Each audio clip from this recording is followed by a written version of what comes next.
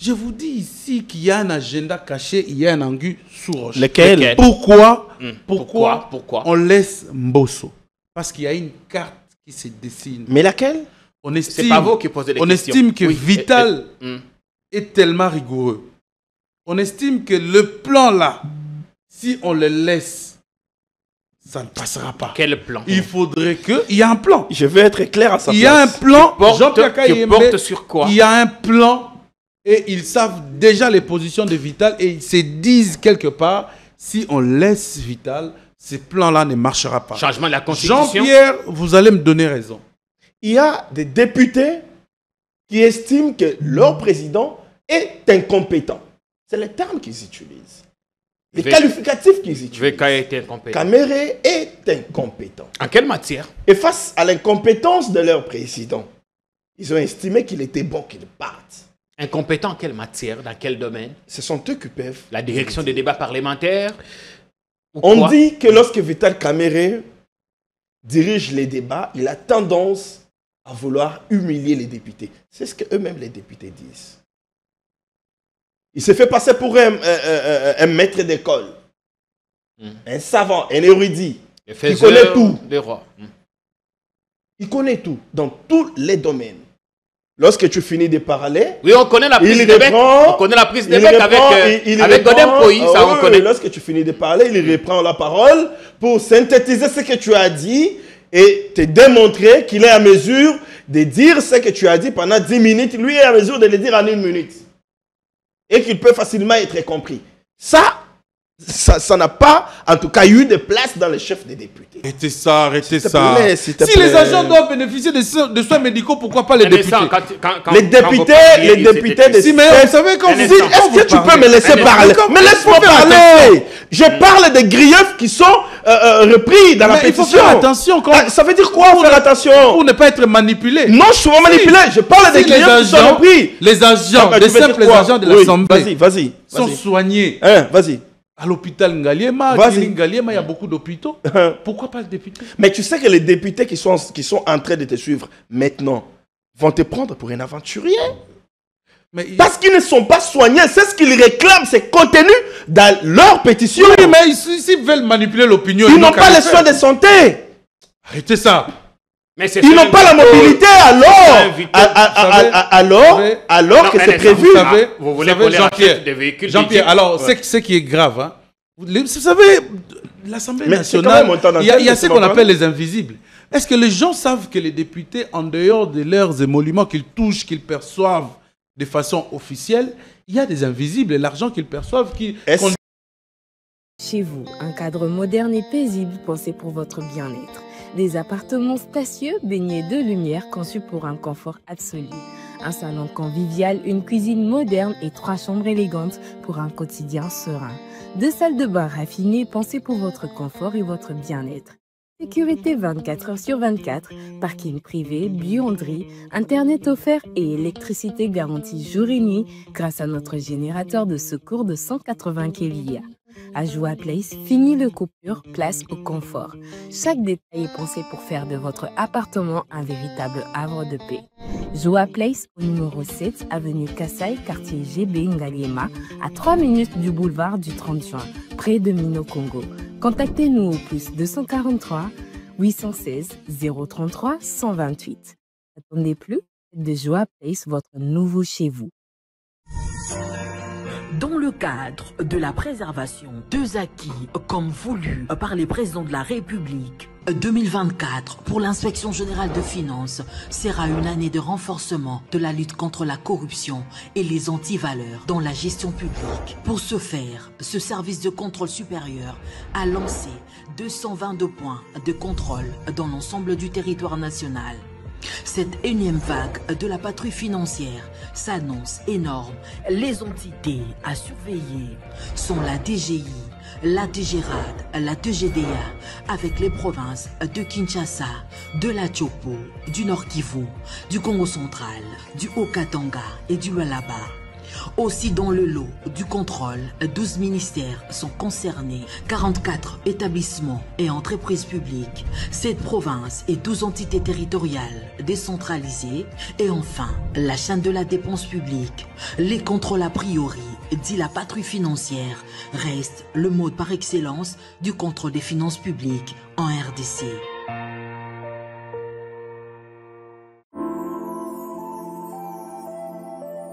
Le parc de la vallée de l'Antélé vous invite à venir partager des moments inoubliables aux familles ou entre amis dans un cadre naturel de verdure unique à Kinshasa. Notre safari vous permettra de vous sentir en vacances et de découvrir nos lions, crocodiles, antilopes, buffles, éléphants, hippopotames et bien d'autres animaux dans le milieu sauvage et naturel. Nos cuisiniers seront heureux de vous servir une variété de plats savoureux dans notre restaurant au bord de la rivière Ntélé. Le parc de la vallée de l'Antélé possède une panoplie d'activités sportives et ludiques au cap aventure et loisirs pour votre détente. Kayak, pédalo, tyrolienne, cyclotourisme, piscine et vol du faucon, la plus longue zipline d'Afrique. Le parc de la vallée de l'Antélé met également à votre disposition de logements de haut standing avec un confort 5 étoiles. Le parc de la vallée de l'Antélé est ouvert du mercredi au dimanche de 7h30 à 17h. Pour tout renseignement, contactez-nous au plus 243 89 60 32 713 ou encore au 243 81 231 68 82. Totikala Setseko Ndenali Puta na wax de Maman Moseka Letoko Maka légende na 3.5 4.5 to 5.5 $, signature Yalibela et Tikali inoubliable avec le wax de Maman Moseka.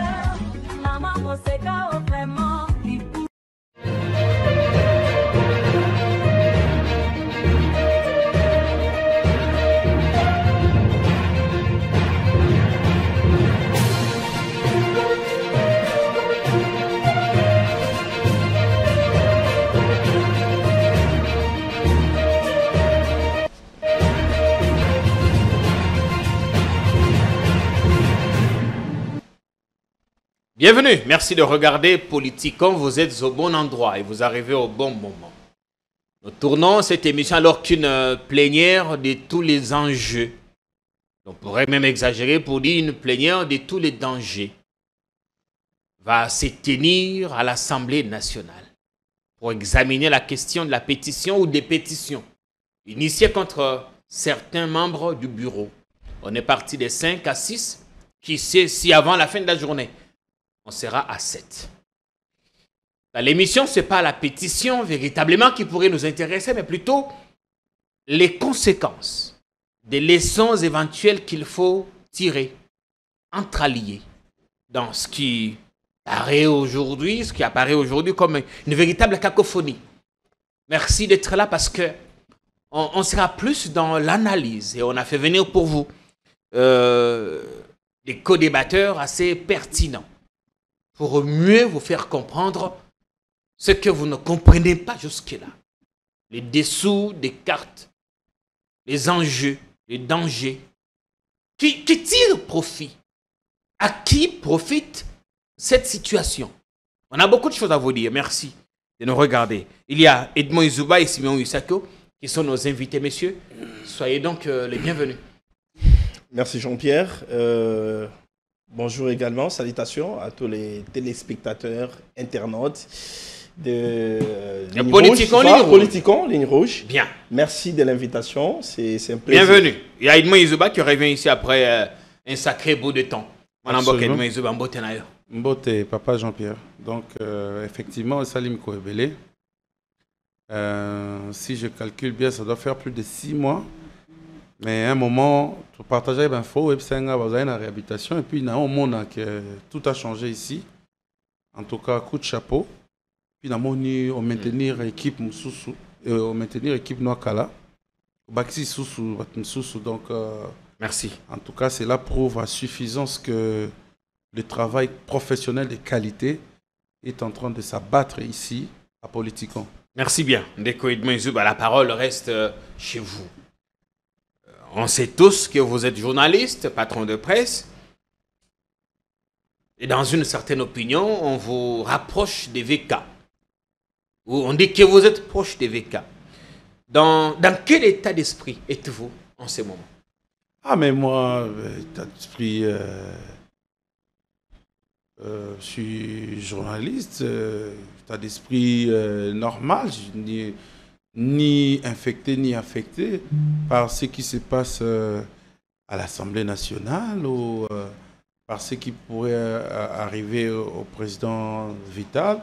Bon, je ne sais pas pourquoi les gens ont tendance à me rallier à lui, mais moi je considère comme tout journaliste accrédité à l'UNC, à l'Assemblée nationale, comme dans le passé, j'étais accrédité aussi à l'UDPS. J'ai fait d'ailleurs plus de temps d'accréditation à l'UDPS qu'à n'importe quel parti ou institution. Oui, surtout vers la fin. La CENI et tout ça. Donc mon moral est le moral d'un journaliste qui fait bien son travail. Pour aller tout droit au but, est-ce que Vital Kamerhe a vu venir ses coups? Est-ce qu'il a vu venir ses coups? Parce que vous êtes affecté ou accrédité à l'Assemblée nationale. Absolument. Vous couvrez les plénières, dites-nous. A-t-il vu, pendant tous ces temps de vacances, ou même avant la fin de la session précédente, la session de mars, pardon, a-t-il vu venir le coup? Absolument. Vous devez savoir que le président de l'Assemblée nationale connaît beaucoup de choses, bien qu'il ne le dit pas. Vous savez, avant de clôturer la session extraordinaire qui a été organisée pour amener le pays vers cette voie de dialogue, il avait dénoncé certains députés qui avaient tendance à faire des messages au président de la République l'accusant de ne pas marcher dans la même ligne tracée par le président de la République. C'est ce qu'on lui reprocherait. Oui, il a dit ouvertement. Voilà, donc ça veut dire que quelque part, il était conscient de tout ce qui pouvait arriver, mais au finish, on se rend compte plutôt qu'ils sont pratiquement ensemble avec le président de la République. Toutes les lignes dégagées par le président, lui ne vient que le soutenir. Mais pourquoi dit-on qu'il ne parle pas le même langage, qu'il ne partage pas la politique du président? On dit dans certains salons, il tiendrait un discours qui s'écarterait de celui du président. Non, parce que les gens ont tendance à radicaliser le président de la République. Les gens ont tendance à croire que le président est leur président et non le président des autres Congolais, pas le président des autres.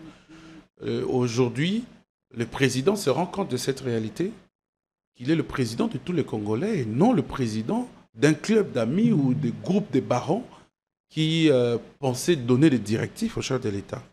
Quand j'ai dit qu'aujourd'hui, tout ce qui accusait le président Vital Kamerhe auprès de Tshisekedi ont eu tort parce que effectivement, le pays est engagé dans une voie de dialogue, pas seulement un seul dialogue, mais le dialogue à double volume. Vous avez un dialogue sous-régional qui est en train d'être, dont le décor est en train d'être planté, et vous avez les dialogues nationaux que le président lui-même va initier bientôt. Après, ça veut qu'à lui-même va payer le lourd tribut. Non, pas du tout. Ça veut dire que pour un acteur politique, pour un leader politique qui travaille pour le pays, pour une âme d'État, pour un homme d'État, l'intérêt général prime avant tout que les intérêts des individus ou les intérêts particuliers. Et aujourd'hui, on est face à l'histoire de notre pays. Notre pays n'est pas dirigé en entièreté. Il y a des territoires qui sont devenus ingouvernables parce que c'est occupé par les rebelles du 1-23, appuyés par le Rwanda. Ce n'est pas la période de venir blaguer avec les institutions de la République. Le pays est concentré. C'est justement ce qu'on ne comprend pas. Le pays doit unir les efforts dans une même direction et dans la vision du président de la République. Comment on peut être en guerre, se battre pendant qu'on doit faire un front contre l'ennemi? Non, ça veut dire quoi? Ici, il y a une agitation et une instabilité institutionnelle. Regardez la carte qu'on veut dessiner de notre pays ou qu'on veut donner au président de la République. Ça veut dire qu'on veut nous faire croire que le président de la République, c'est celui qui est inconscient des réalités du pays. C'est celui qui ne tient pas compte de la guerre qui traverse dans l'est du pays. C'est celui qui veut encore créer la déstabilisation des institutions. Donc, après tout, le président il est garant du bon fonctionnement. Absolument. Mais il ne va pas. Il faut laisser les députés faire leur job. Non. Oui. Le président de la République ne peut pas s'aimer du désordre dans les institutions pendant que le pays est divisé. Mais là, ce n'est pas le président. On voit les députés qui s'assument, qui portent leurs responsabilités. Comprenez la logique. Au-delà du fait que le président soit le même garant du bon fonctionnement. Non. Et assure son arbitrage, évidemment. Ici, la logique voudrait que ce sont les députés UDPS qui initient les motions en premier. Avec à la tête Crispin Bindoulé, un ancien de l'UNC. Je n'en disconviens pas. Oui. L'UDPS aujourd'hui est le parti présidentiel. Ça dit quoi? En quelque sorte, s'il n'y a pas une intervention du président de la République, on comprendrait les jeux. C'est-à-dire, deuxièmement, qu'ici, le président de la République ne tient plus compte des efforts engagés au niveau extérieur pour terminer la guerre. Et une deuxième guerre est en train de naître. La guerre institutionnelle. Dans les institutions. C'est comme, on dirait, un serpent qu'on suit partout pour l'abattre. On ne l'a pas eu, mais il s'est réfugié quelque part. Ne voyant rien faire, il commence à se mordre la queue. On ne doit pas, en tout cas, amputer ça au président de la République. Le président de la République doit veiller au grain. Aujourd'hui, le président de la République n'a pas intérêt à voir ou à assister comment les institutions, que ce soit nationales, que ce soit provinciales, sont en train d'être déstabilisées. Pour terminer avec du jour au lendemain. Tour de table, Edmond Yzouba, on a appris que VK a bien rencontré le président le dimanche. Il se raconte d'ailleurs qu'une autre audience est en gestation.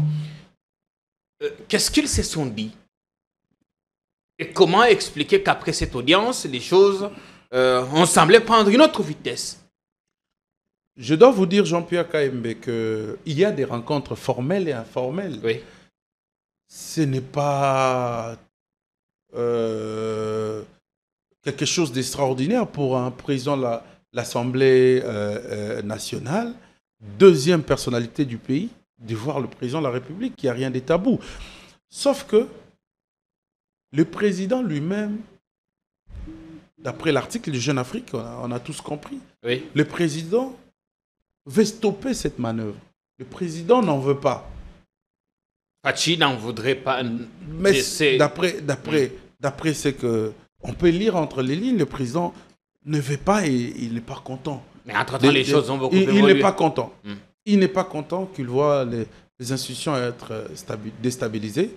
Mais il y a vraiment les gens qui sont déterminés à nous faire croire que le président est content de ce qui s'organise parce que le plan, d'après ce qui s'est dit, proviendrait de la présidence de la République. Il y a même certaines réunions qui se tiennent là-bas avec les députés pétitionnaires. Donc ça veut dire que quelque part, c'est géré à ce niveau-là. Les gens voudraient en quelque sorte donner une forme, voilà les députés. Non! Ici, il faut que la parole tourne. Ici, oui, justement. Ici, il ne s'agit pas simplement de députés et tout ça, parce que la portée de cette pétition est arrivée à des niveaux insoupçonnables que le président de la République ne pourra pas rester bras croisés pour intervenir. Merci bien. Bon, voilà. Je vais développer, je pense. La parole vous reviendra. On est encore là, vous aurez la reste parole. Dans le même thème. Vous avez pris 9 minutes pour ce premier tour des tables. Simon Issako qui reprend la parole. Est-ce qu'on a vu venir ces coups? Edmond est d'accord, oui, VK était au courant. Tu as des gens qui ont envoyé des messages, des notes vocales au président l'accusant qu'il ne jouerait pas le même tango que le chef. C'est d'ailleurs une rhétorique qui est revenue assez constamment ces dernières heures. Et certains, selon Edmond, voudraient donner l'impression que c'est le président lui-même qui veut déstabiliser l'institution Parlement ou Assemblée nationale. Comme il est dit, certaines réunions se tiendraient là-bas, à la colline. Vous avez la parole pour également vos 8 minutes du temps d'antenne. Il en a fait plus. C'est moi qui chronomètre. Merci. Merci pour la parole, Jean-Pierre. Je note que du début jusqu'à la fin de la prise des paroles de Edmond Izouba, il n'y a eu que des affirmations. Des affirmations pour charger des bouts en bout le chef de l'État, essayer de démontrer à l'opinion publique dans quelle mesure le président est impliqué pour déstabiliser, au mieux, détruire. Il n'a pas affirmé, il a dit certains veulent donner l'impression. Non, peut-être que vous ne l'avez pas suivi religieusement. Je l'ai suivi religieusement, c'est mon rôle. Il a dit en 2 aspects. Il a parlé de l'article des Jeunes Afrique, c'est là qu'il a essayé un tout petit peu de relativiser. Mais au début, il a affirmé. Pour parler de la question des VK, répondre à votre préoccupation, bon, est-ce que Vital Kamerhe avait vu... venir le coup. Avait vu venir les coups. En tant que politicien... À la session de mars, il y a eu déjà l'histoire des frais de fonctionnement. Je peux dire oui, parce que déjà, à la clôture de la session de mars, il y avait déjà les manœuvres pour la pétition, mais cette fois-là, ça visait Tshilumbayi, mais aussi on parlait de lui. Tshilumbayi, le premier vice-président. Premier vice-président de l'Assemblée. Aussi, on parlait de lui, Vital Kamerhe. Et donc, il avait déjà vu venir les coups. Mais pourquoi il y a les coups? La question. C'est cela la question. Est-ce qu'on est dans le haut toit de là que je m'y mette une guerre des palais, guerre des positionnements? Je ne dis pas que cela n'est pas possible, parce que nous sommes dans un domaine purement politique. Un coup de balai politique. Nous sommes dans un domaine purement politique, ça peut être possible.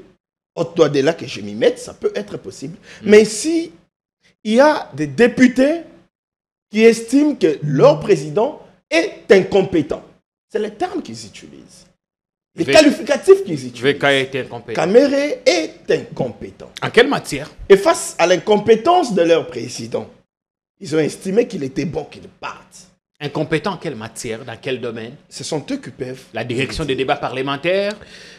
On dit que lorsque Vital Kamerhe dirige les débats, il a tendance à vouloir humilier les députés. C'est ce que eux-mêmes les députés disent. Il se fait passer pour un maître d'école, un savant, un érudit, qui connaît tout. Il connaît tout, dans tous les domaines. Lorsque tu finis de parler, oui, on connaît la prise de bec. On connaît la prise de bec avec Godem Poyi, ça on connaît. Lorsque tu finis de parler, il reprend la parole pour synthétiser ce que tu as dit et te démontrer qu'il est à mesure de dire ce que tu as dit pendant 10 minutes. Lui est à mesure de le dire en 1 minute. Et qu'il peut facilement être compris. Ça n'a pas, en tout cas, eu de place dans le chef des députés. Dans l'immensité poussiéreuse de Kimbantseke, l'un des quartiers populaires de l'Est chinois, se dresse un site singulier et désormais bien ancré dans la mémoire collective, le grand complexe scolaire kimbanguiste de Kimbantseke 3. En franchissant ce majestueux portail, peint aux couleurs symboliques du kimbanguisme, un vert d'espérance, un blanc de pureté, on a le sentiment d'entrer dans un espace à part, à la fois spirituel, communautaire et éducatif. Le terrain est vaste, par endroits encombré de carcasses de véhicules en panne, témoins silencieux d'un passé figé. À l'arrière, un temple aux allures sobres veille sur les lieux, tandis qu'à gauche, une école s'étire dans la cour, modeste dans ses sculptures, mais vibrante de vie. Bancs cassés, murs écaillés et tableaux couverts de craie. C'est dans ces décors à la fois simples et chargés de symboles qu'a eu lieu ce mardi une cérémonie pleine d'espoir, la remise officielle des 500 bancs scolaires par le service national. Des discours sobres, des applaudissements nourris et quelques larmes discrètes. Mais au-delà des mots, un geste fort, celui d'un État qui, par l'entremise du service national, investit enfin dans les périphéries, dans l'éducation de marge, là où trop souvent l'oubli règne. Sous l'instruction du chef de l'État, Son Excellence M. Félix Antoine Tshisekedi Tshilombo, le service national met à votre disposition 500 bancs pupitres dans le but d'améliorer les conditions d'accueil et d'études des élèves. Cette opération s'inscrit dans la suite de la série que nous avons conduite d'abord dans les écoles officielles dites non conventionnées, avant de la poursuivre dans les écoles conventionnées catholiques, protestantes, islamistes et autres. À Kimbantseke, sous l'ombre bienveillante d'un eucalyptus penché, des enfants s'installeront bientôt sur ces bancs neufs. Et peut-être qu'un jour, dans le silence d'une salle de classe, jaillira une idée, un rêve, un destin, grâce à un banc, grâce à un geste. L'action que vous venez déposer, adoptant notre complexe de 500 nouveaux bancs publics, est une preuve concrète de votre engagement en faveur de l'éducation et de la jeunesse congolaise. Ces équipements ne sont pas des simples meubles, ils représentent pour nous un espoir, celui d'un meilleur cadre d'apprentissage et de bonnes conditions d'études. Nous sommes particulièrement touchés par votre sens du devoir, votre générosité et votre dévouement, votre action réalisée sous le haut patronat de son Excellence le Président de la République, chef de l'État, Félix Antoine Tshisekedi Tshilombo, montre à quel point l'éducation est une priorité nationale. Jamais un sans deux. Après Kimbantseke, la caravane des bancs a poursuivi sa route vers Kasavubu, au centre d'accueil.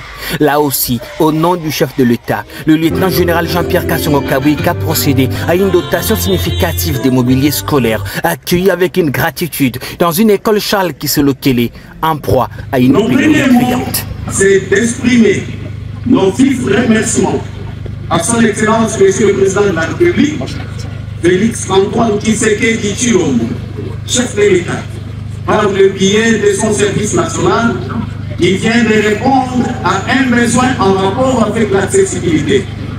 Ces apprenants qui ont longtemps souffert, parfois, suivaient les cours debout, d'autres encore à même au sol, d'autres encore s'appuyant sur les fenêtres, d'autres encore utilisaient les genoux pour pupitre. Aujourd'hui, se voient honorés par ces gestes combien louables. De Kimbantseke à Kasavubu, ces bancs ne sont pas de simples assemblages de bois et de métal. Ils sont les sièges de l'avenir, les socles silencieux sur lesquels l'intelligence congolaise prend appui. Dans un pays où tant d'enfants étudient encore à même les sols, chaque banc livré est un acte de dignité. Chaque sourire d'élève, une victoire contre l'oubli.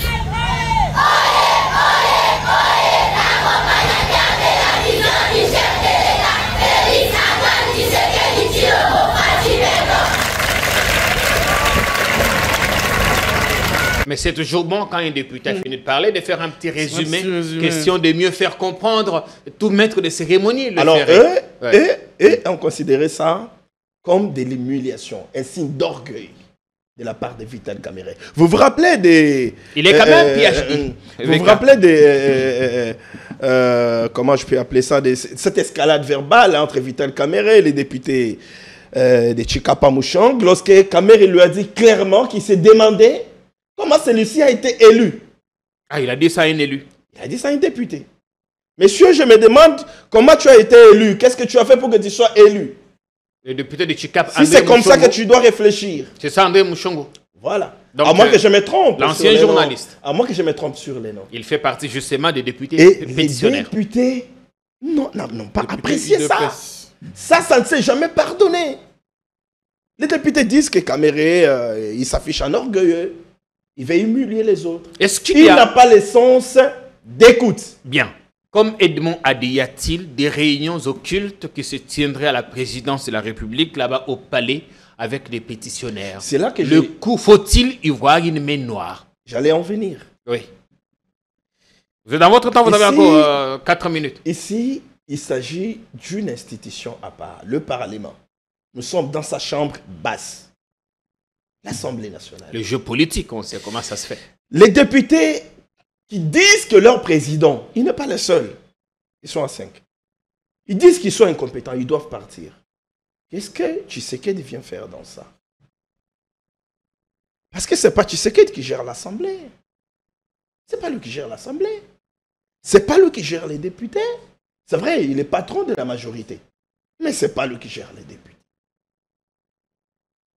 Dans notre constitution, il y a ce qu'on appelle séparation des pouvoirs. Oui. Et le président, en tant que garant du bon fonctionnement des institutions, il assure son arbitrage. Il est là pour assurer son arbitrage. Que tout ce qui se passe dans toutes les institutions se passe dans le respect des lois du pays. Mais ça, c'est en théorie. En pratique aussi, c'est cela.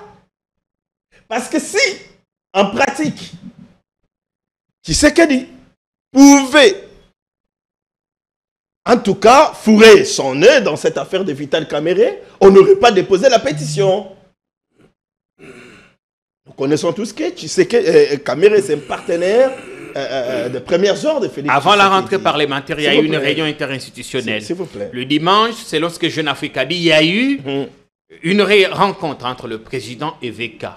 Peut-on dire que les choses ne se sont pas bien passées? Peut-on dire que le président a fini par lâcher son allié comme il avait fait il y a quelques années lors du procès 100 jours? C'est pourquoi j'étais en train de vous démontrer que le président est respectueux du principe de séparation des pouvoirs. Ce n'est pas parce qu'il y a eu réunion interinstitutionnelle qu'il doit décider pour faire obstruction à la démarche des députés. Il doit protéger ses alliés. Parce que, s'il vous plaît, protéger les alliés, protéger les alliés ne veut pas dire faire un front contre le respect des textes toujours du pays. Donner un mot d'ordre. Donner les mots d'ordre, justement, c'est s'introduire dans les champs d'action qui n'est en partie. Est-ce que ça veut dire que le président... Une question.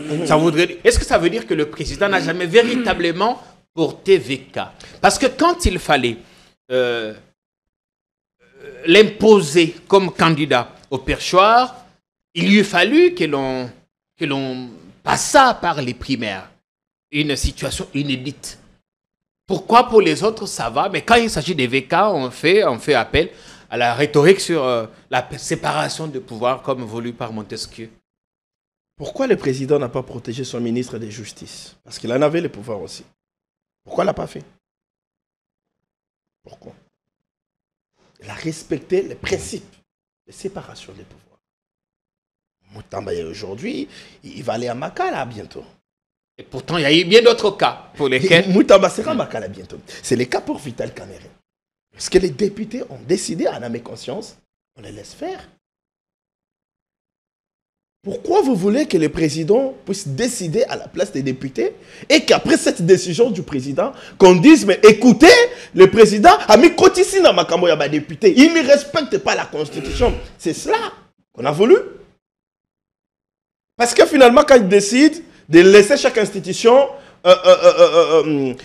évoluer de manière autonome, comme le dit la Constitution, on dit, mais il ne sauve pas ses partenaires. Merci bien. Mais lorsqu'il décide de sauver ses partenaires, on dit, mais écoutez, il s'y mixe dans les choses qui ne les concernent pas, il viole la Constitution. 10 minutes. Finalement, qu'est-ce que nous voulons? Ici, nous devons retenir qu'il y a eu un principe qui a été respecté. C'est celui de séparation des pouvoirs. Le président n'est ni de loin, ne vous répétez pas, on ni a de compris. près, impliqué dans l'affaire qui a concerné Vital Kamerhe, qui Edmond. est accusé par ses collègues d'être incompétents. Bien évidemment, ensemble avec lui, les autres membres du bureau. Quand VK arrive, il dit comme pour taquiner Christophe Mbosso que le bureau que lui va diriger, en cas de problème, les portes resteront fermées. Comment est-il arrivé qu'il ferme le bureau Non. Au point que les pétitionnaires n'ont pas trouvé où déposer la pétition jusqu'à faire recours à un huissier de justice. Et finalement... c'est un petit jeu, Jean-Pierre. Nous qui avons l'habitude de couvrir l'Assemblée nationale, nous connaissons ces petits jeux-là. Des députés, le couloir du Parlement. Nous maîtrisons tout comme reporter. Je suis à l'Assemblée nationale, ça doit faire plus de 18 ou 19 ans. Je connais ces petits jeux. L'opposition le faisait en son temps. Ça veut dire quoi? Ils savent bien qu'un seul point à l'ordre du jour, c'est ça ce qui est prévu, et que le 15, les bureaux, effectivement, ne travaillent pas parce que c'est l'ouverture solennelle. Après cette ouverture, les députés rentrent directement. Et spécialement pour cette ouverture-là, les députés étaient restés en huis clos. Deuxième chose, est-ce que ces jours-là, Jean-Pierre, vous avez eu le temps de visualiser les députés qui étaient dans l'hémicycle? Ils étaient peu nombreux. Est-ce que dans le nombre, vous avez aperçu la silhouette de Bindoulé? Non, du tout. Crispin, le pétitionnaire en chef. Il n'était pas là. Tous étaient au restaurant de la députée Caroline Bemba, qui est juste derrière les palais du peuple. Ça s'appelle les Honorables, où j'ai aussi l'habitude d'aller prendre siroter, prendre même un sucré. Okay. Tous étaient là-bas. Ils ont attendu que tout le monde puisse partir. Et là, c'était exceptionnel parce qu'il y avait des urgences pour certains cas. Le président avait demandé que le bureau soit ouvert, ne serait-ce que pour les cas d'urgence que l'Assemblée devrait traiter. Oui. Le bureau. Mais après la plénière, après les huis clos, il n'y avait plus de débat, il n'y avait plus de députés. Tous étaient partis. VK n'a pas il n'y avait plus de raison. Il n'y avait plus de raison. Pour éviter que les pétitionnaires. Non, je dis ceci. Il n'y avait plus de raison. Il n'y avait plus de raison pour un membre du bureau quelconque, y compris Chilumbaï, y compris Mbosso lui-même, même les non-visés étaient partis. Qu'est-ce qui se passe maintenant? Quand ils apprennent, pourquoi j'appelle ça un jeu? Oui. C'est un jeu politique. Quand ils apprennent que tout c'est parti, c'est alors qu'ils vont venir. Les pétitionnaires. Les pétitionnaires vont venir pour déposer leur signature. Leur pétition, en fait. Alors, pourquoi vous condamnez les membres du bureau, vous condamnez Vital Kamerhe? Vous savez ce qui s'est passé avec le membre du bureau déposé la pétition. Oui, mais on a ramassé les directeurs de cabinet derrière le palais du peuple pendant qu'il s'approchait du parking pour rentrer chez lui aussi. On l'a tenu comme un vulgaire monsieur. On l'a ramené jusqu'au bureau. C'était de Manu Militari. On a agressé notre confrère, John Kabessa.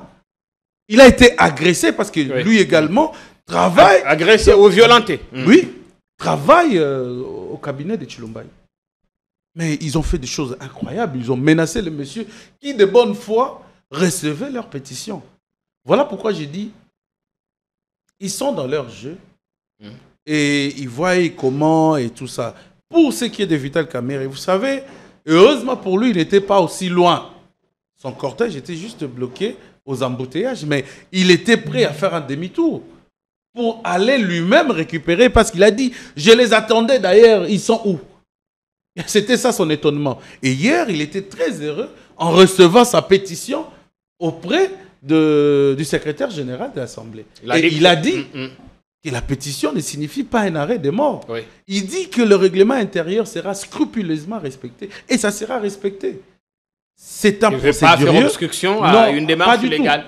Ouais. C'est un procédurier et vous avez un autre procédurier. Est-ce qu'il n'a pas capitulé? Est-ce qu'il n'a pas capitulé? Vous avez un autre procédurier qui est Njoli qui est là, et vous avez encore un autre qui est Chilumbaï. Quand ils ont tenu la réunion, qu'est-ce qu'ils se sont dit? Voilà, on va respecter tout à la lettre. Plaçons une équipe qui va mettre en place les traitements de cette pétition.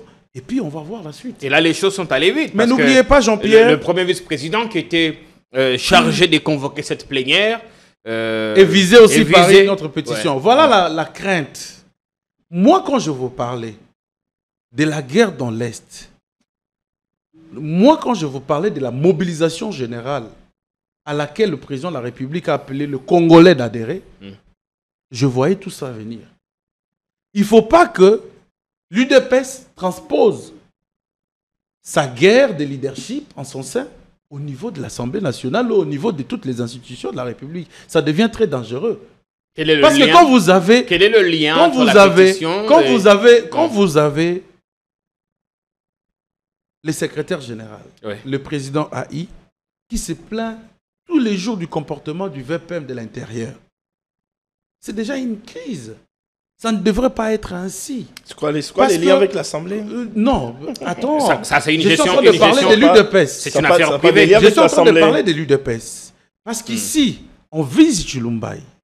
Et alors? Par qui? Par les députés qui sont proches d'Augustin Kabouya. Non, c'est faux. Pour la plupart qui ont signé, en tout cas l'UDPS étiqueté proche Augustin Kabouya. Ce sont eux qui ont apposé la signature. Avant de venir, je me suis renseigné sur les députés UDPS qui ont apposé leur signature. Bien qu'ils ne soient pas majoritaires, mais pour la plupart des députés UDPS qui ont signé, ce sont ce député-là. Mais pourquoi dans la voilà pourquoi, voilà ma crainte de voir toutes les institutions entrer dans cette ébullition et oublier l'essentiel. Comment ça veut dire que pour ça veut dire que même les pays, même les pays, de 250 signatures, on a fait écho des députés MLC qui ont tous ou presque signé. Voilà. Quel est l'enjeu pour le MLC de faire tomber VK? Non, mais l'enjeu est permanent pour tout acteur politique. Mais il faut voir la période. Il faut lire l'histoire de notre pays. À l'époque de Kabila, on ne mesurait pas à faire ce genre de blagues.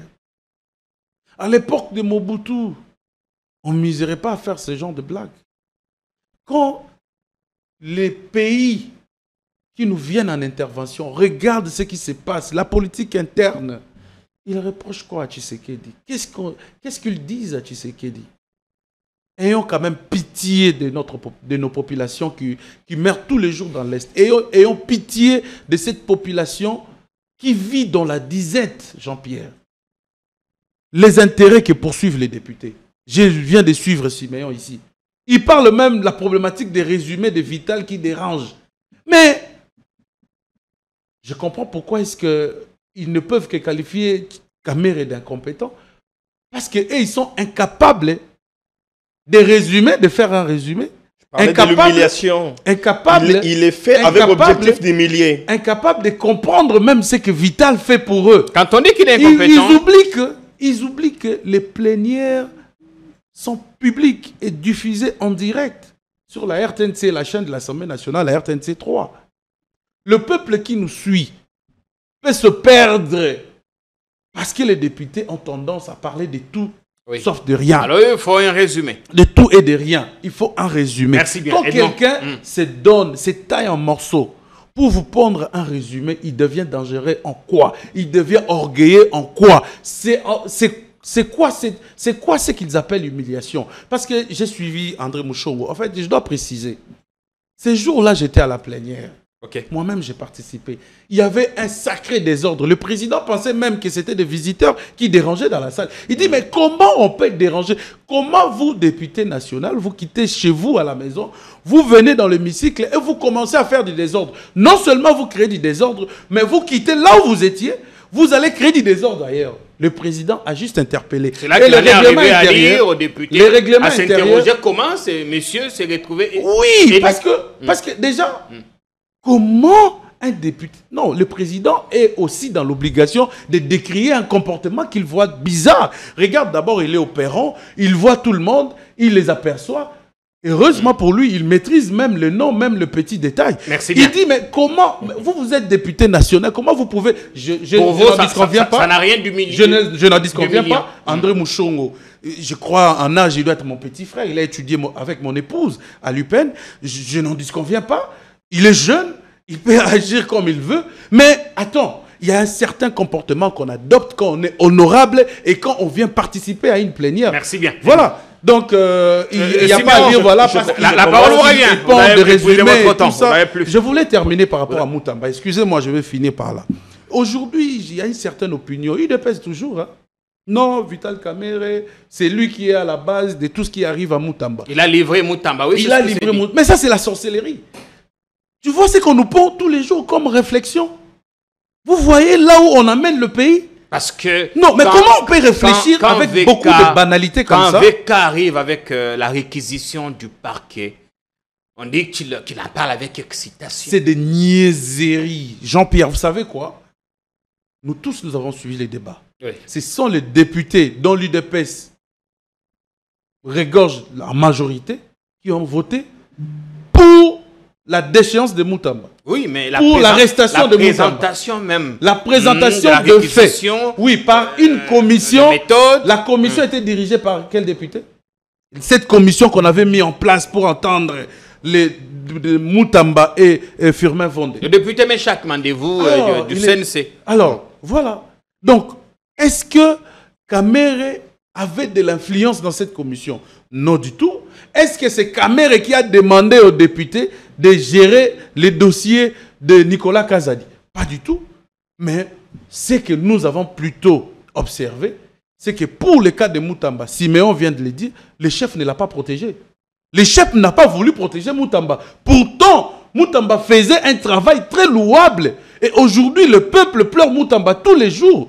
Le président de la République ne l'a pas sauvé. Si le président de la République, qui est le garant du bon fonctionnement des institutions, c'est lui qui gère le bon fonctionnement même du gouvernement, voulait bien protéger Moutamba. Qu'est-ce qu'il devrait faire? Vous dédouanez VK.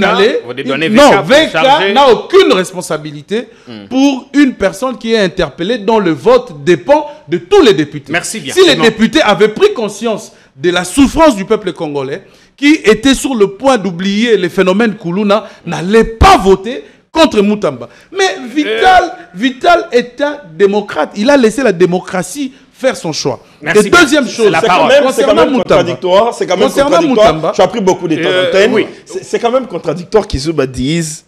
Vous avez 8 minutes, vous aussi. À l'UDPS, ça se raconte que c'est Vital qui a livré Moutamba. C'est contradictoire qu'ils disent ça et qu'ils reviennent à la charge pour dire que l'UDPS a la majorité des députés et c'est l'UDPS qui a voté pour la déchéance de Moutamba. C'est quand même contradictoire. Bien sûr. Qui raconte à l'UDPS? Bien sûr. Qui raconte? Parce que c'est la même UDPS qui a voté. Quand je parle de l'UDPS, non, je peux préciser. Je n'ai pas le droit de te poser des questions. Ah, d'accord. Non, je voulais seulement éclaircir. Parce que si c'est l'UDPS qui a voté pour la déchéance de Moutamba, ça veut dire que l'UDPS n'a pas à dire que c'est Vital qui a livré Moutamba. De quel UDPS tu parles? Tu parles des parlementaires debout, qui sont en dessous des arbres. Ou bien tu me Ils ne sont pas de l'UDPS alors. Non, s'il te plaît. Ou bien tu me parles des députés, des hauts cadres de l'UDPS. De toutes les façons, ces parlementaires-là ne s'attendent pas avec les députés. Il y a un problème de manipulation de l'opinion. Tu veux juste manipuler l'opinion pour faire comprendre qu'à l'UDPS, ça se raconte dans tous les sens, pour salir l'image de telle ou telle autre personne. Tu as parlé de la motion contre Chilumbayi, tout en faisant un raccordement fraudulé sur ces conflits. Bon, je ne peux pas parler des conflits, disputes en permanence qu'il y a entre Kabouya, Chilumbayi et les autres. Non. Ici, une guerre interne là-bas. Voilà. Ici, il faut quand même réfléchir avec cohérence. Izouba ne peut pas se permettre de dire que ce sont les députés proches de Kabouya qui ont signé contre Chilumbayi. Non. D'autant plus que lui-même n'a pas vu la liste. Il n'a pas encore vu la liste des pétitionnaires. Ceux qui ont signé contre Chilumbayi. Je me suis renseigné. S'il vous plaît, tu t'es renseigné. Mais tu n'as pas vu la liste. Peut-être que ta source t'a menti. En tant que journaliste, il peut avoir les bribes d'infos. Voilà. Non, journaliste parlementaire en plus. Journaliste parlementaire. Il a ligne 18 ans. Il n'est pas seulement parlementaire, mais il est coordonnateur adjoint de la cellule de communication de l'Assemblée. Ça, c'est important de le souligner. Donc, sur ce plateau, je débat avec un coordonnateur adjoint de la cellule de communication à l'Assemblée. Ben, il est journaliste aussi. C'est important de le dire. Et donc, pas des coups en bas de la c'est cohérent que, parce que les députés des deux ATDC qui appartiennent à Jean-Claude Chilumbayi, les députés plus proches de Jean-Claude Chilumbayi qui ont signé la pétition contre Kamerhe, c'est cohérent que ceux de Kamerhe aussi à leur tour puissent aussi adhérer à une initiative qui vise aussi la déchéance de Jean-Claude Chilumbaï. Mais pourquoi on dit... C'est en tout cas cohérent. Mais pourquoi on dit que c'est... Mais pourquoi on dit que c'est Kabouya qui aurait instrumentalisé? Ce n'est pas Kabouya. Je n'ai pas Yvan. Mais je sais que ce n'est pas Kabouya. Parce que Chilumbaï avait envoyé ses députés signer contre Kamere. Ça c'est connu. Chilumbaï a envoyé ses députés signer contre Kamere. Ils ont signé. Ils se sont même affichés. Ils ont signé. Donc c'est logique que ceux qui se reconnaissent à Kamere puissent aussi adhérer à toute initiative visant la déchéance. Mais pourquoi ceux qui ont signé contre ceux qui signent contre Chilumbaï disent ou prétendent que Chilumbaï protégerait Kamere? Non, Chilumbaï n'a jamais protégé Vital Kamere. Ça c'est quoi l'objet de la motion? Ça s'est raconté avant, mais un peu après, les caméristes ont compris que c'était un jeu de dupes. Non, mais les députés tu dis que tu nous protèges, alors qu'en réalité, tes proches sont allés signer contre nous. Comme pour dire que tu ne nous as pas protégés, mais tu nous as menti. Aurait souhaité que VK tombe pour que lui... Mais c'est lui qui va jouer le jeu pendant tous ces temps. C'est lui qui va jouer le jeu. En attendant qu'il puisse y avoir des élections, c'est lui qui va faire les affaires. Et donc, il ne faudrait pas faire des raccordements pour dire que parce qu'il y a des guéguerres à l'IDPS, et donc ça s'est transplanté jusqu'à l'Assemblée nationale, ce sont les proches de Kabouya qui signent contre Chilumbaï. Non, c'est faux. Moi, j'ai appris que ce sont les frustrés caméristes qui ont signé contre Chilumbaï et certains des Mbosso qui signent aussi contre Chilumbaï parce qu'ils voudraient bien que Christophe Mbosso puisse faire les affaires. Alors la question justement sur Pépé, oui, ça veut dire et donc dans cette affaire, dans tous les cas, c'est lui le gagnant. Dans tous les cas, au stade actuel, dans tous les cas, c'est Christophe Mbosso le gagnant. Si la pétition contre Chilumbaï est déposée, donc c'est Mbosso qui est le gagnant. Il reste le seul membre du bureau à ne pas être visé, oui, à ne pas être concerné, à ne pas être visé. Donc c'est lui qui va organiser les élections. Et bien il va se refaire la santé financière. Nous savons comment ça se passe au Congo. Et il va avec possibilité de se maintenir si jamais. À moins qu'il décide de démissionner de là où il est et pour postuler à nouveau. Et donc là, je voulais juste rencontrer Edmond Izouba pour lui faire comprendre qu'il doit arrêter avec les raccordements fraudulés, transplanter les conflits d'épaisse jusqu'au... C'est son avis, il est venu pour exprimer les ses pensées. Merci bien. Ça ne sert à rien. Et donc, il parlait de l'administration de l'Assemblée nationale.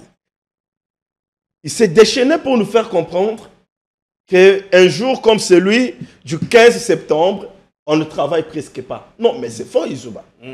C'est faux. Parce que les bureaux à l'Assemblée nationale sont ouverts tous les jours, sauf les dimanches, peut-être les samedis aussi. Ils sont ouverts tous les jours. Même pendant les vacances, Vital Kamere allait au bureau. Chilumbaï allait au bureau. Bien sûr. Ça veut dire que l'administration fonctionnait. Et ce n'est pas au jour de la rentrée que tu vas me dire que l'administration n'a pas fonctionné. Mais ils ont fonctionné jusqu'à 15 heures. Qui ne tient pas. Ils ont fonctionné jusqu'à 15 heures. Et les pétitionnaires sont allés déposer la pétition à quelle heure? Pratiquement 16 heures. On s'approchait déjà de 16 heures, 17 heures. Non, c'est faux. Si. C'est faux. Regarde les il y a eu des consignes. Regarde le temps. Il y a eu des consignes. Regarde il y a eu des consignes qui ont été données. Pourquoi ils n'ont pas participé à la plénière? La preuve, c'est que même pourquoi ils n'ont pas pris part à la plénière? La preuve, c'est que même le secrétaire général de l'Assemblée n'était pas là. Mais c'est ça justement. Il y a eu des consignes. Jamais. Il y a eu des consignes qui ont été données. Le débat n'est pas là. Ouais. Le plus important, c'est que la pétition ou les pétitions ont été déposées. Mais dans la question, parce que ce matin, il y a eu des éléments des forces de l'ordre déployés autour du site de l'Assemblée. Ils ont quadrillé pratiquement le site avec des accès bouclés de part et d'autre. Ça créait un embouteillage monstre. Pourquoi fallait-il mobiliser autant d'éléments pour une plénière qui n'a visiblement pas grand enjeu quand on sait que l'UNC n'a pas appelé à manifester contre la pétition qui vise son leader? Je vais répondre à cette question, oui. Mais j'aimerais dire à Edmond quelque chose. Lorsque Vital Kamere s'entretient avec les députés par caucus, Kamere il dit aux députés qu'il va avoir un numéro direct, une ligne de contact direct propre à eux. Tu sais pourquoi? Parce que les députés se plaignaient sur le fait que lorsqu'ils appellent Kamere, ils ne l'ont pas au téléphone. Ils ne décrochent pas. Oui, c'est pas toi qui vas venir les nier ici, parce que c'est sorti de la bouche de Kamere lui-même. Quand il dit qu'il y aura désormais une ligne directe, Direct, ça veut dire député. tu le reconnais. Il reconnaît. En partie. En lingala, ça veut dire qu'il reconnaît Kayambara Bapel na bangote. Et lorsque tu es un président, non, c'est la majorité, Jean-Pierre. Lorsque tu es un président de l'Assemblée et que tes collègues t'appellent, tu ne réponds pas. Ça veut dire quoi?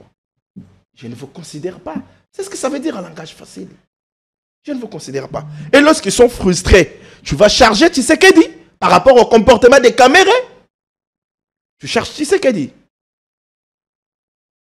Je pense qu'il ne faudrait pas qu'on puisse s'embrouiller dans la manière de réfléchir. Kamere lui-même a reconnu. Oui, a reconnu.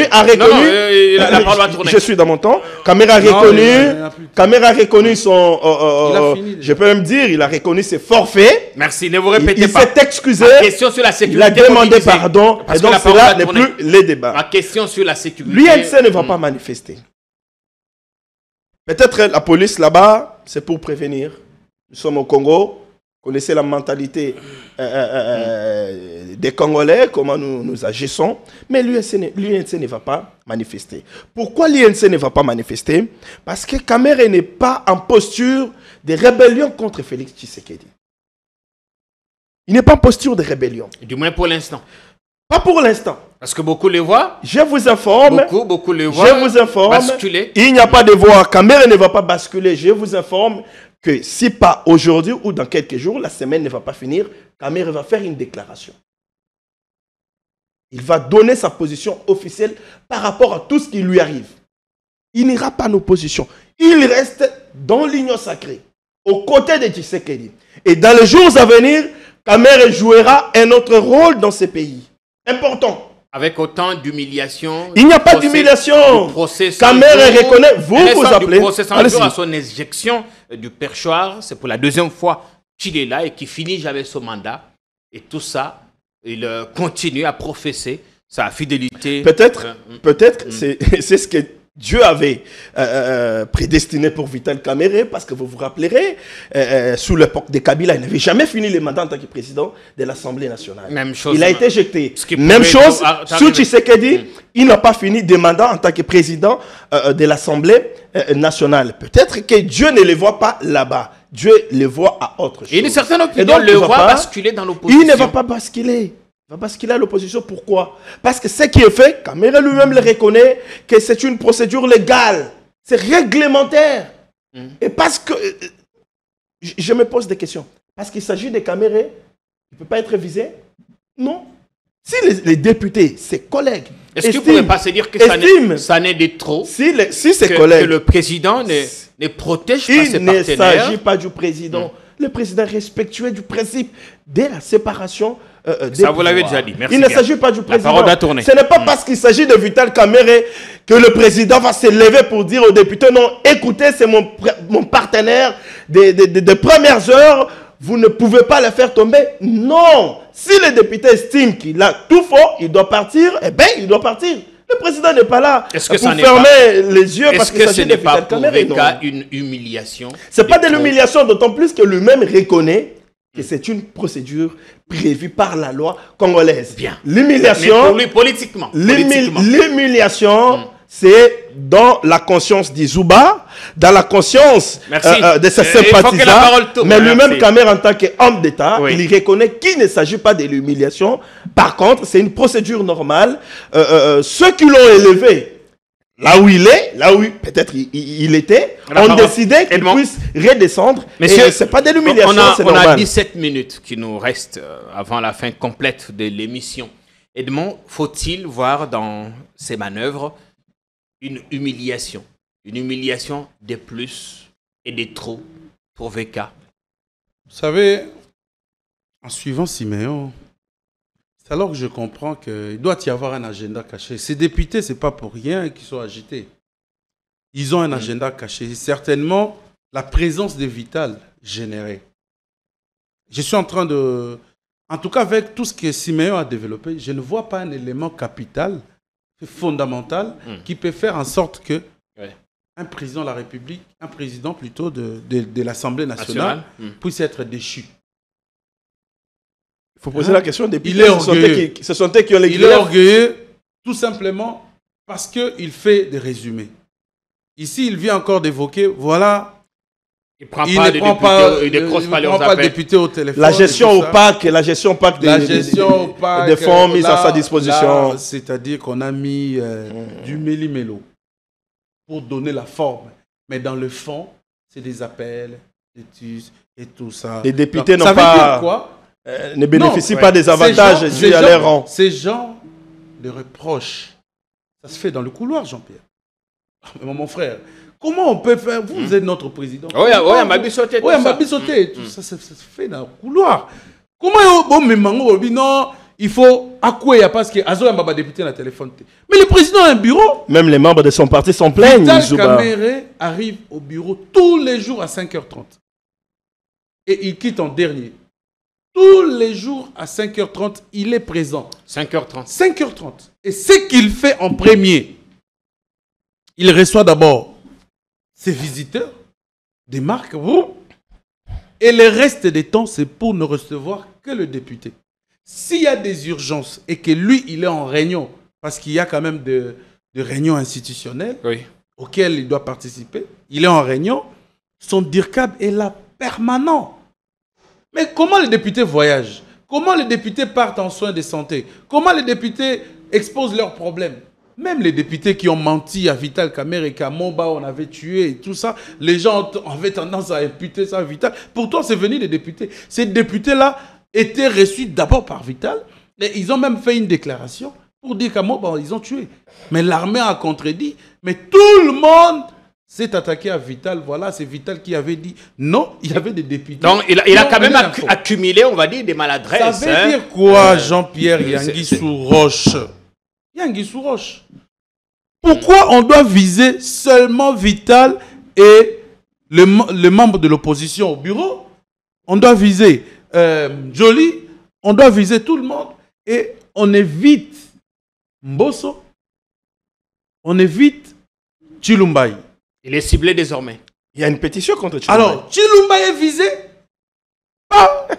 parce qu'il est des mèches avec Vital. Mais il est visé pourquoi? Pourquoi on l'accuse d'être des mèches avec Vital? Non, pourquoi? C'est quoi la raison? Tshilumbayi est visé pourquoi? C'est pas vous qui parce qu'il est des mèches avec Vital. C'est pas vous qui posez des questions. Edmond, continuez avec votre argumentaire. La première interview que moi j'ai suivie chez Boujakera, c'est que le député a déclaré, un pétitionnaire a déclaré, on a constaté que Tshilumbayi est des mèches avec Vital Kamerhe. C'est ça les griefs. C'est parmi les griefs. Oh là là. C'est parmi les griefs. Mais pourquoi? Parce que c'est Vital qui a dirigé hier la réunion.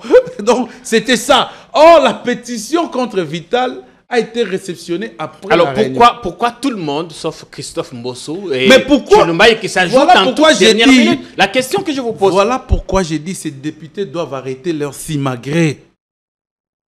Je vous dis ici qu'il y a un agenda caché, il y a un Yanguissou Roche. Lequel? Pourquoi on laisse Mbosso?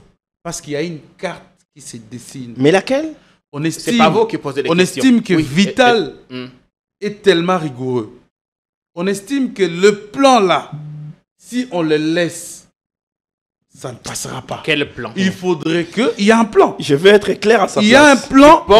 Qui porte sur quoi? Il y a un plan. Et ils savent déjà les positions de Vital et ils se disent quelque part, si on laisse Vital, ce plan-là ne marchera pas. Changement de la Constitution. Jean-Pierre, vous allez me donner raison. Non, dites-nous. Jean-Pierre, vous allez me donner raison. Je vais l'aider. Je ne veux pas spéculer, mais on sait qu'on a besoin d'un Bena Oui à la tête de l'Assemblée. Quelqu'un qui n'a plus de combat à faire, ni le combat politique. Quelqu'un qui n'a plus d'ambition, comme Mbosso ferait l'affaire. Et voilà pourquoi c'est papa qui n'a pas été utilisé par Kabila avec raison. Il lui a doté les postes de vice. Vous savez, en français, on dit, il y a un adage qui dit « aucun vice n'est bon ». Il a occupé le poste d'un vice-ministre de la Justice. Et aujourd'hui, il devient la plaque tournante du pouvoir de l'UDPS. C'est grave ça. Oui, ça dépend. Mais attends, Même pour diriger les débats, Jean-Pierre, on a assisté. Comment Mbosso a dirigé les débats, ça nous scandalisait tous les jours qu'il y avait plénière. Même pour ça, Jean-Pierre, vous savez, Mbosso a dépensé combien, la République a sorti combien de sa caisse pour chasser Mabunda et mettre Mbosso. Il semble qu'il inspire, il inspire plutôt confiance aux députés. Non. Beaucoup se reconnaissent en lui qu'en Veka. Non, il n'inspire pas confiance. C'est Mbosso, le Benawiwi, à qui on peut faire tout passer, même n'importe quoi. Mais si on va reprocher à Vital Kamerhe le fait d'être inaudible aux appels des députés, le fait de manquer du respect, mais Mbosso a eu à faire pire que ça. Honorable, ngape nazala mwasi na ngai. Honorable, nazape mukolo, nazalaka pe jeune. Honorable, mais ils se sont chamaillés avec beaucoup de députés, même avec Ezali Théâtre. Honorable. Non, c'est Ezali Théâtre, c'est ce qu'il avait dit. Et surtout la prise de bec avec l'honorable Délice Sanga. Voilà, la chambre basse avait perdu son élégance. C'était de la bassesse. Et aujourd'hui, on sait comprendre quand même qu'il y a de la hauteur. Vous avez un président de l'Assemblée où vous ne pouvez pas mentir. Il a toutes des données dans sa tête. Mais il y a des vous venez avec les chiffres. Mais il y a des députés il vous contredit. Mais vous savez, Jean-Pierre, à tort ou à raison que le président est incompétent. Parce qu'on parle de Mbosso. Vous savez, parmi les griefs, ils disent même, voilà, gestion opaque. Vous savez combien Mbosso a géré dans l'opacité? Il y a les rapports de Crefdel. Pourquoi avec Valérie Madianga qui est sorti dans la presse. Pourquoi les députés de l'époque n'ont jamais dénoncé? Non, si. Il y a eu des dénonciations. Mais simplement les députés de l'opposition. Mais vous savez... Pourquoi pas ceux... Vous savez... Est-ce qu'il vous savez... Mais maintenant, on finit par là. On a Veka aurait promis de rajouter un peu d'argent sur les émoluments. Oui, c'est vrai. Veka avait promis. L'argent vient d'où? Veka avait promis. Veka avait promis. Mais vous serez d'accord avec moi que Veka n'était qu'à sa première année. Vous savez, l'Assemblée nationale d'aujourd'hui n'est pas comme l'Assemblée nationale de l'époque. Où Vital n'avait pas de mains liées, était... ami à Joseph Kabila, son directeur de campagne. Il est toujours ami à Félix Tshisekedi. Ouais, voilà, son directeur de campagne aussi. Mais vous savez, ce n'était pas la même période. La parole a tourné. Ce n'était pas la même période. Autre temps, autre mère, oui, justement. Pendant cette période ici, le pays traverse une crise. Mais Vital dit, parce qu'il était au courant du fonctionnement de l'assiette du pays. Merci. L'assiette fiscale. Comment moi... Nous sommes pendant une période de reddition des trains de vie des institutions. Vous me demandez d'aller mettre les deux mains dans la caisse de l'État. Il a écrit une lettre à Boji. Les documents se trouvent au niveau du ministère des Finances aujourd'hui. Pour solliciter. Mais il ne peut pas imposer. Parce que la reddition des trains de vie des institutions dépend de toutes les institutions. Mais quand les députés eux-mêmes ont remarqué, mais la reddition des trains de vie des institutions, là, c'est seulement à l'Assemblée nationale, pas dans d'autres institutions. Parce que le gouvernement est en dépassement budgétaire, le président de la République en dépassement budgétaire, le cours des tribunaux en dépassement budgétaire. Pourquoi pas nous? Donc c'était devenu comme... On comprend la raison. Oui, comme si l'Assemblée nationale s'est transformée en une victime. J'ai suivi même les conseillers en communication du conseiller spécial en matière de sécurité et Bérande. Le Zakari Bababa parler de ça. Est-il conseiller en communication? Vital a exposé... c'était juste pour une circonstance. Nous savons comment ça fonctionne, l'UDPS. Vital a exposé le gouvernement, parce que Vital s'en est plein. Voilà, il n'y a pas l'argent, nous manquons même du papier, il a exposé la République. Non, monsieur! C'est le Parlement. Le peuple doit être au courant.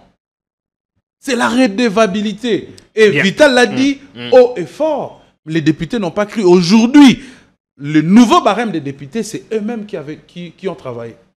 Eux-mêmes étaient venus faire leur réclamation. Vital Kamerhe les a réunis, dit, vous-même, vous allez faire, vous-même, vous allez établir, allez établir le besoin, vous allez faire la ventilation et vous allez varier les chiffres comme vous voulez. Et moi, je n'entre pas. Siméon, et dès qu'ils ont fini, ils ont remis les mémos. Ils ont remis les mémos. À la suite, est-ce que vous avez Non, moi j'ai beaucoup de matière à dire. Lui va revenir sur des histoires, voilà, il les a. Non, mais toi, tu es sur la même chose. Alors, ils ont remis sur la même chose.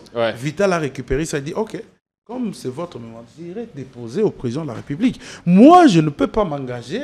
Je connais la situation qui traverse le pays. Vous me dites, voilà, je dois vous donner autant. Donc, ça veut dire quelque part que Vital Kamerhe a vidé pratiquement 80% des problèmes des députés.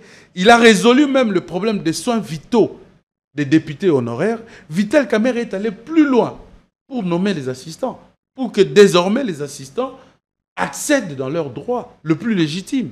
Ça veut dire qu'aujourd'hui, on entre dans une voie de non-retour. Et si les députés sont conscients, ils n'ont pas voté contre Vital. Siméon Isako, vous avez la parole. En tout cas, on doit rentrer en antenne dans 6 minutes. Vous avez 4 minutes et demie. Et puis, j'aurai une dernière minute pour vous deux, pour le mot de la fin. Voilà. Allez-y. Je peux te chercher les messages des... J'ai plusieurs messages ici dans mon téléphone. Des assistants parlementaires. Oui, ben faites-le. Faites-les savoir.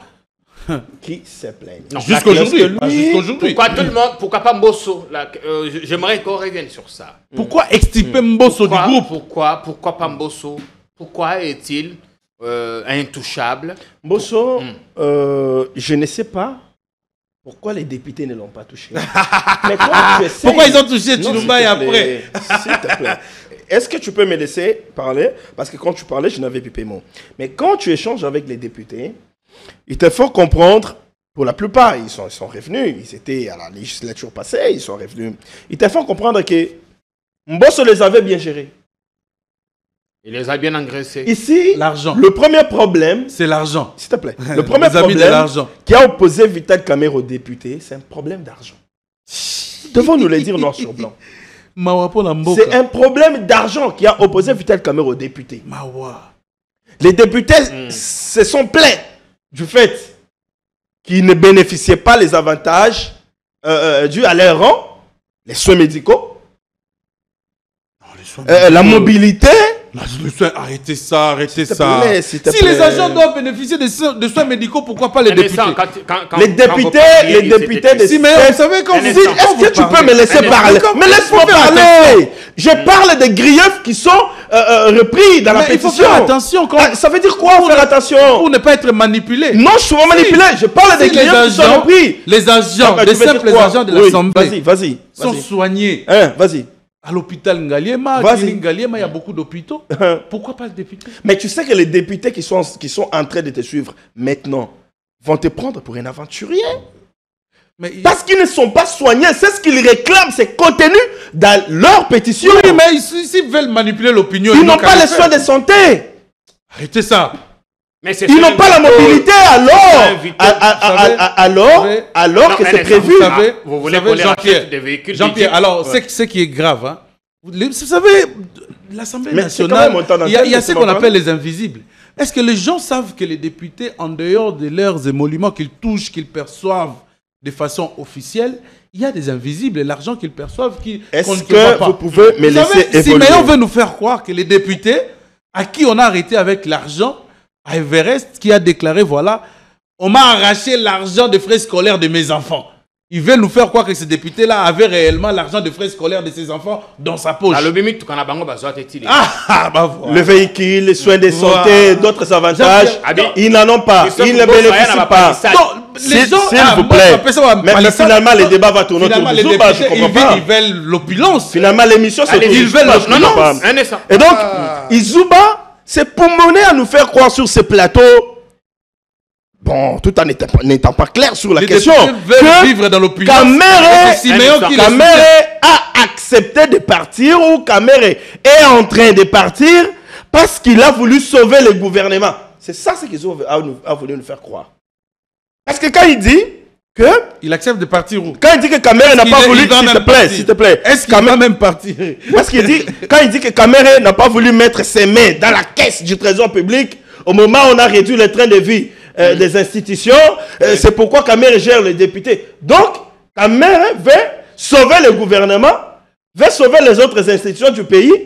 Il ne veut pas que les trésors publics puissent beaucoup dépenser. C'est pourquoi lui accepte de se sacrifier. Non, c'est une ligne. Quelle est cette personne dans ce monde une ligne que le président qui peut accepter de sacrifier un poste qui lui donne 350 000 $ à la fin du mois parce qu'il doit sauver quelqu'un d'autre? Alors, évidemment, vous avez dit que VK ne tombera pas. Non, mais parce qui que, vous dit qu'il va tomber? Non, mais parce qu'il va tomber, pourquoi? Je n'ai pas fini. Il n'y a pas de raison valable. Il est sur le coup d'une pétition. Si on est sur la voie d'un agenda caché, où on veut faire passer Mbosso comme Benawiwi, parce qu'on sait que ça va se réaliser, Vital partira parce que Vital n'acceptera rien et ne voudra pas assumer de bêtises. Justement, alors j'en étais là. Si ce sont les raisons que Siméon Vital est parti. Lorsqu'Izouba parle d'un agenda caché, il veut faire allusion au changement de la Constitution. Parce que c'est cela les discours tenus par l'opposition. Depuis le début de cette crise à l'Assemblée, le premier soutien de Vital Kamerhe, c'est l'opposition armée. Non, l'opposition parlementaire, arrêtez ça. S'il te plaît. L'opposition parlementaire. S'il te plaît. Mais laisse-moi parler, Izouba.